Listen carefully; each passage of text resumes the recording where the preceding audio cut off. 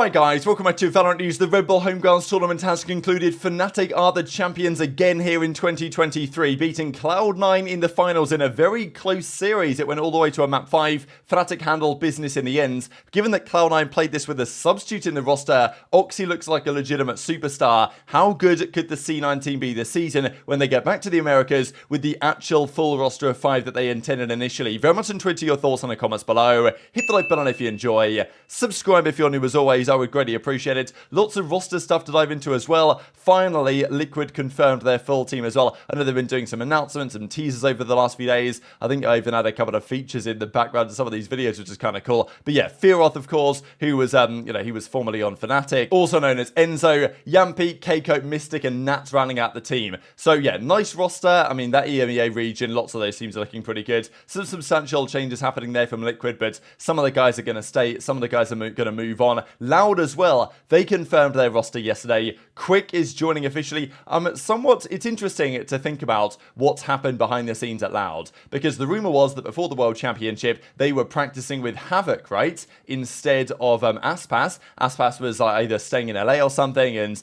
there was all this potential friction behind the scenes. Turns out that probably some of that was true, given what we saw as a result. Aspas now on Leviathan, and Loud going their own separate ways. There was initially talk that, okay, could Salak step into the coaching role?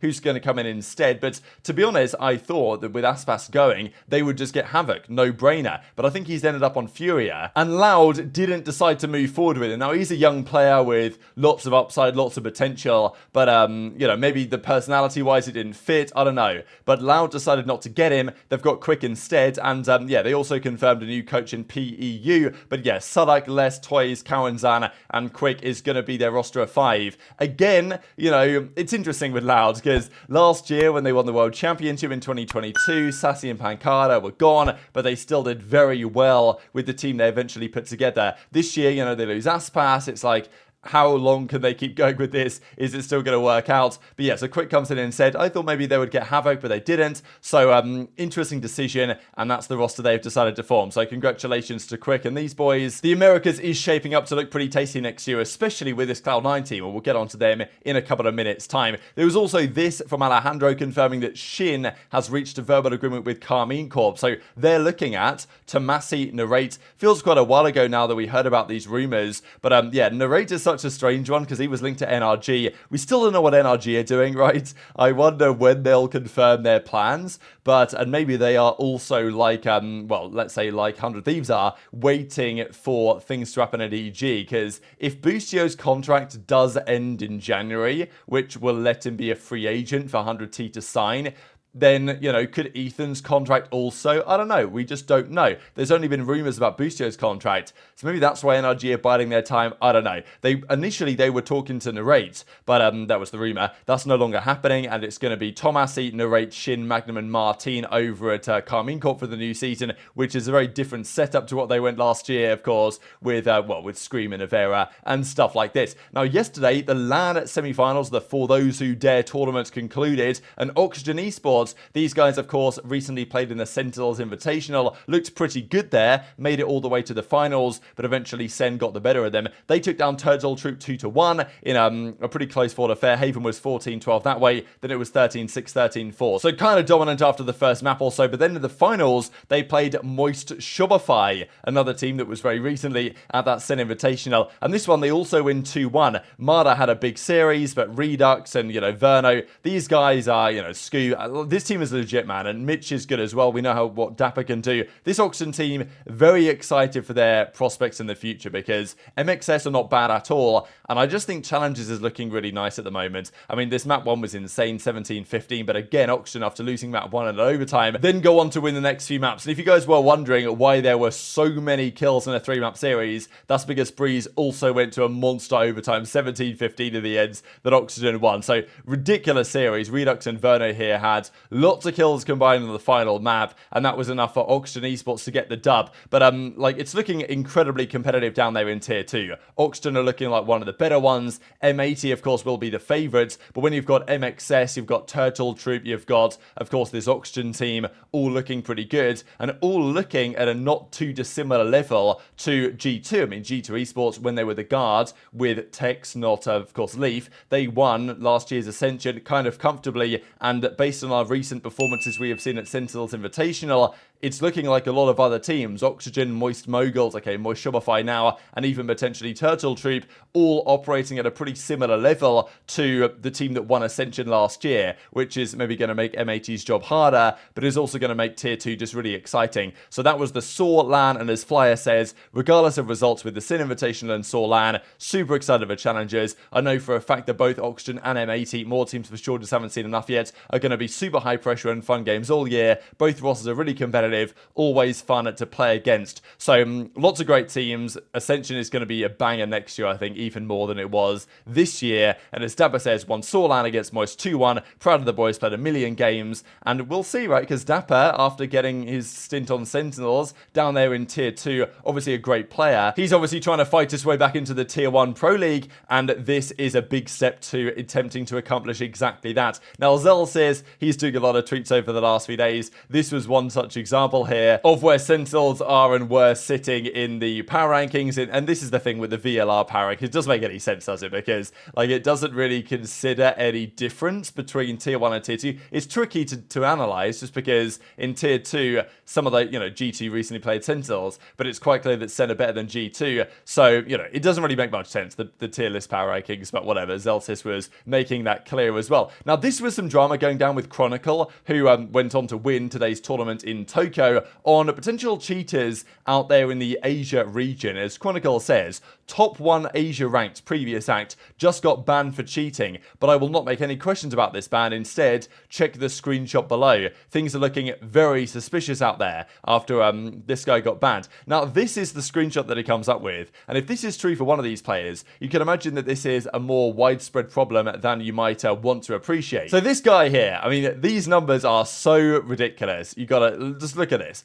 KD is one. I mean, we're looking KD, we can look at win rate, we can look at headshot rate. So this guy had, on average, in Immortal, okay, got to Radiant briefly, but in Immortal, 0.84, 0.9, 0.96, 0.88, 0.84. And then clearly at this point, going into Episode 4, Act 3, I don't know if he got a new gaming chair, or I don't know if he put a new set of gaming socks on, because this guy went from 0.84s to dropping a 1.34, 1.4, 1.4, 1.4, 1.3. It's like, yeah, I don't know if I really buy that. The most recent act, he had a 75% win rate and is consistently up here in the 70s. It looks like two different players entirely. This is arguably the most insane bit, because okay, in Episode 4, Act 3, the guy had a 38.6 headshot rate, which is very high. It's not impossibly high. It can be achieved, but it is very high. And, okay, that was the numbers. And you might think, all right, well, fair play. But the previous act, he had a 22%. So his headshot rate almost doubled in the space of, like, a month, which doesn't really strike to me that this guy is completely innocent and not cheating at all. So, kind of wild. And well, this guy was eventually banned, it seems, but there might be other similar candidates out there in the region doing similar things. So stay tuned for many updates on that potentially. But let's talk about the Red Bull Homegrounds. Fnatic in Japan, they have a hard time losing out there. Big support. They played direct and dominated them. This is what I found so impressive about what Cloud9 did in the finals, because Fnatic played directs here and completely wiped the floor with them. This is what Fnatic have done. This is what Fnatic will continue to do. This series wasn't even close. Fair play to Buzz somehow going positive in a series where they lost 13-3, 13-4. Like, this weren't even close. And, Chronicle, Leo, all those guys turned up big time. And, okay, Direct not playing with their ideal roster because they had no RB. But still, right, this is the thing. 100 Thieves lost to Direct the other day, and the Fnatic just demolished them. So it doesn't look good for 100T, but what it does look good for is the team that eventually played Fnatic in the finals, and that was Cloud9. They turned up to this event. Sure, they did well last year at the Red Bull Homegrounds in Manchester, but they were not expected to come in here and win this event, or even make it as far as they did. Whippy wasn't able to attend. They had to play with the substitute in Curry, not the guy they wanted in the team anyway, but a guy that nonetheless has done a fantastic job. Jake somehow gets this big clutch off on the first first map here on the Binds, but knowing Fnatic on Bind, it didn't take long for Fnatic to win the map. But the next few maps were very interesting because Breeze and Ascent both went the way of Cloud9. Fnatic, to be fair to them, they had to play a lot on this day. They played two maps against DRX early on, then they had to play an absolute marathon here against Cloud9 that went all the way to the wire. But the fact that C9 took two maps off of Fnatic that played that well against DRX is highly impressive because Fnatic will dominate many teams, many scorelines, and that's what they do. When Fnatic win a map, the opposing team's average rounds is probably like 7 or something like that. Like, they usually dominate, but they can lose, and Cloud9 did it to them. And to be honest, I thought Cloud9 were going to win Lotus as well. They started off up like 5-1, then Fnatic bounced back. They had a really good second side, and they maintained that momentum. So, in the end, Fnatic just had a bit too much gas in the tank, and Cloud9 ran out of gas a little bit. But it was still very impressive. And the fact that, I mean, if you look at these numbers, Boaster, the only one negative on Fnatic. I mean, look, these numbers are kind of insane, right? Boaster had 39 kills, everybody else in the 80s. Like, this is kind of what Fnatic do. Leo was just unbelievably good. On the Sova especially, he's so good to watch. Chronicle, Durka, Alpha. This team's overpowered, we know it. They didn't perform as well as they might have, well, hoped they could have done at the World Championship, and they should come in here and win this tournament hands down. But they were pushed hard by, okay, it wasn't a one-man show, but Oxy is legit. There's no denying it. And we talked about this when they formed this roster, right? That Cloud9, I still don't massively like their roster, but I think the Vanity's done a phenomenal job, and I was always a big fan of the Oxy pickup. But they really showed out here. They lost the Bind 13-7, but Breeze was 13-9. Oxy went double positive here on the Jet. Ascent, again, a map that, to be fair, Fnatic have struggled with a fair bit lately, went 13-9 as well to Cloud9. Lotus was a great first half. Look at this, you know, it was 5-1, it was then 6-2, but Fnatic had a good end to the first half and dominated the second half. It was a quick 13-8. And then Haven, they'd basically run out of gas at this point. And after a pretty competitive first half, Fnatic, you know, to be fair, Cloud9 did quite well getting the final 2 rounds they did. Fnatic then just smoked them second side. Leo went 18-6, and that was GG 13-5. So in the end, Cloud9 went out with a bit of a whimper, but nonetheless, to go map 5 with this Fnatic team is very impressive. And as Fnatic says, yeah, ran out of gas a little bit at the end of it, but super impressive from Cloud9. Curry as well, the final map, he had some great moments. He did a really stellar job stepping in for this team, so I think that Curry for sure probably deserves a spot on at least the bench for Cloud9. I'd be surprised if after this they don't sign him as at least the 6th man, but he's still not their ideal guy. They want Whippy in the team. That's who they've been practicing with. Vanity, I thought, has done a great job fragging out in-game leading the roster. Oxy's great. You know, Zeppa Jake had the moments as well. So I really like, you know, where Cloud9 are heading, and if Whippy is as good as they intend him to be, this team could be a serious threat, especially considering where Cloud9 were, second at last year's Rebel Homegrounds in Manchester. 100T won it that year. This time they've lost to Fnatic in the finals,